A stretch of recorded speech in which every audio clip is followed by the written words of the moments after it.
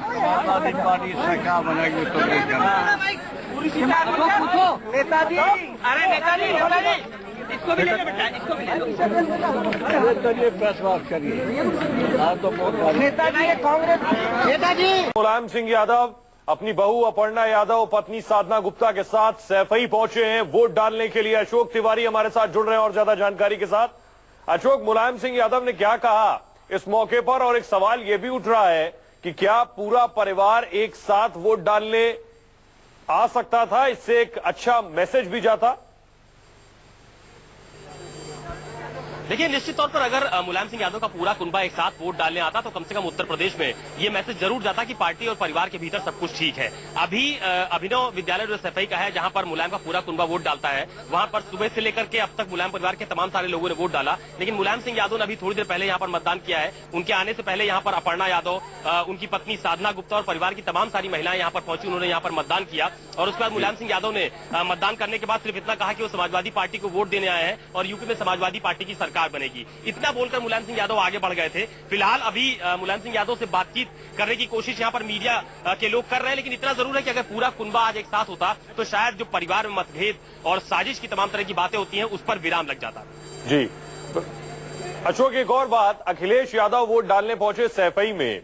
सैफई जसवंत नगर seat जहां से चुनाव लड़ रहे हैं शिवपाल यादव। चाचा के वोट पर उनसे जो सवाल पूछा गया, पहले तो उन्होंने शिवपाल का नाम एक बार भी नहीं लिया, दूसरा उन्हें बताना पड़ा कि उन्होंने साइकिल को वोट दिया।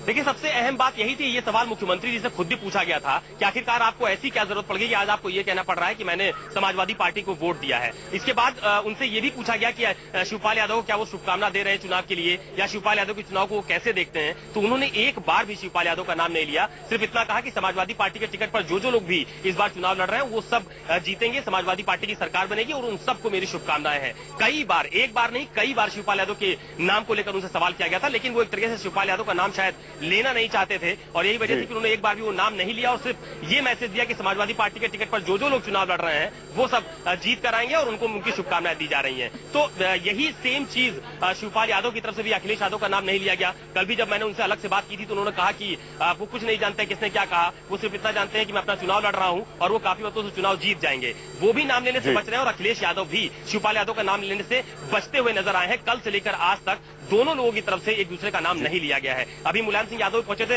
ऐसी उम्मीद जताई जा रही थी कि शायद मुलायम अशोक, आपके पीछे कुछ लोग खड़े हैं, कुछ कहेंगे या अशोक आप सपा के गढ़ में हैं, आपके पीछे कुछ लोग खड़े हैं, अगर उनसे पूछ सकें कि क्या चाचा भतीजे की लड़ाई का कुछ असर चुनाव में नजर आ रहा है क्या, या इसका कुछ असर पड़ेगा? जी बिल्कुल बिल्कुल, मैं बात करने की कोशिश करता हूं।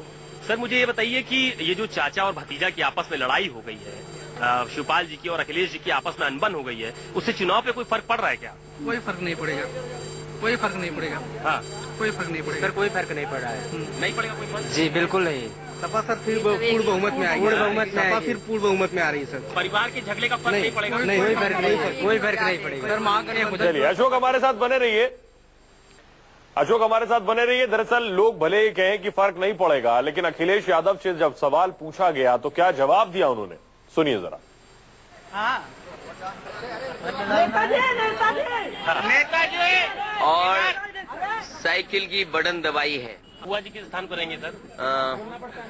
आखिरकार जो भाषा और जो हम देख रहे हैं उनका आचरण, लगता है बहुत पीछे चली गई है वो।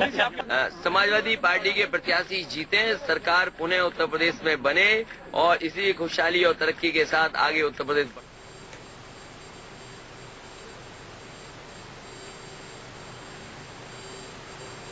ये तस्वीरें हम आपको दिखा रहे हैं। मुलायम सिंह यादव जो सपा के अब संरक्षक हैं, मार्गदर्शक हैं, उनके साथ साधना गुप्ता और पीछे छोटी बहू अपर्णा यादव भी है। सभी सैफई वोट डालने पहुंचे, लेकिन दिलचस्प ये कि अखिलेश यादव अकेले पहुंचे अलग वोट डालने, शिवपाल अलग पहुंचे वोट डालने, प्रतीक यादव अलग पहुंचे वोट डालने और मुलायम सिंह और पत्नी साधना गुप्ता अलग पहुंची वोट डालने।